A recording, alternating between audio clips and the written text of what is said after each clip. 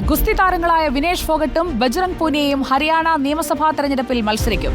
ഇരുവരും പ്രതിപക്ഷ നേതാവ് രാഹുൽ ഗാന്ധിയുമായി കൂടിക്കാഴ്ച നടത്തിയത് സ്ഥാനാർത്ഥിത്വത്തിന് മുന്നോടിയായിട്ടാണെന്നാണ് വിലയിരുത്തൽ. കൂടിക്കാഴ്ചയിൽ കോൺഗ്രസ് സംഘടനാ ജനറൽ സെക്രട്ടറി KC വേണുഗോപാലും ഉണ്ടായിരുന്നു. നോബൽ മാരിക്കാരൻ നൽകും കൂടുതൽ വിവരങ്ങൾ. Nobel, good evening. ഇത് ഒരു സാധാരണ കൂടിക്കാഴ്ചയാണ് എന്ന വിശേഷണം കോൺഗ്രസ് ഔദ്യോഗികമായി നൽകുമ്പോഴും തെരഞ്ഞെടുപ്പിൽ ഇരുവരും സ്ഥാനാർത്ഥികളാകുന്നു എന്ന വാദത്തിന് തന്നെയല്ലേ ശക്തി?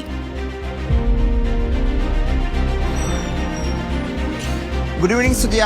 ഹരിയാന നിയമസഭാ തെരഞ്ഞെടുപ്പിൽ കോൺഗ്രസിന്റെ ഏറ്റവും വലിയ രാഷ്ട്രീയ നീക്കങ്ങളിൽ ഒന്നാണ് ബജ്റംഗ് പൂനിയയും അതോടൊപ്പം വിനേഷ് ഫോഗട്ടിനെയും അവിടെ സ്ഥാനാർത്ഥികളാക്കുക എന്നുള്ളത്. അക്കാര്യത്തിൽ എന്താണെങ്കിലും തീരുമാനം ആയിട്ടുണ്ട് എന്നാണ് ഇപ്പോൾ വിവരം വരുന്നത്. ഈ രണ്ടുപേരും നിയമസഭാ തെരഞ്ഞെടുപ്പിൽ കോൺഗ്രസ് ടിക്കറ്റിൽ മത്സരിക്കും. ഇതുമായി ബന്ധപ്പെട്ട ചർച്ചകളാണ് കഴിഞ്ഞ കുറേ ദിവസങ്ങളായി പലയിടത്തായി നടന്നുകൊണ്ടിരുന്നത്. ഇന്നിപ്പോൾ രാഹുൽ ഗാന്ധിയുമായി ഇവർ ബജ്റംഗ് പൂനിയയും അതോടൊപ്പം തന്നെ വിനേഷ് ഫോഗട്ടും ദില്ലിയിൽ എത്തി കൂടിക്കാഴ്ച നടത്തി.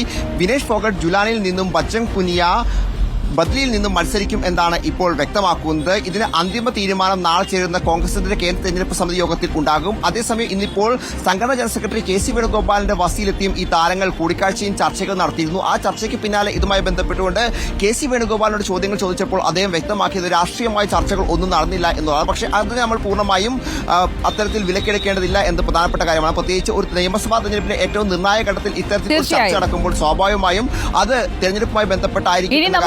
ഹരിയാനയിലെ തെരഞ്ഞെടുപ്പ് ഗോദയിൽ കാണാം. നോബൽ മാരിക്കാരൻ.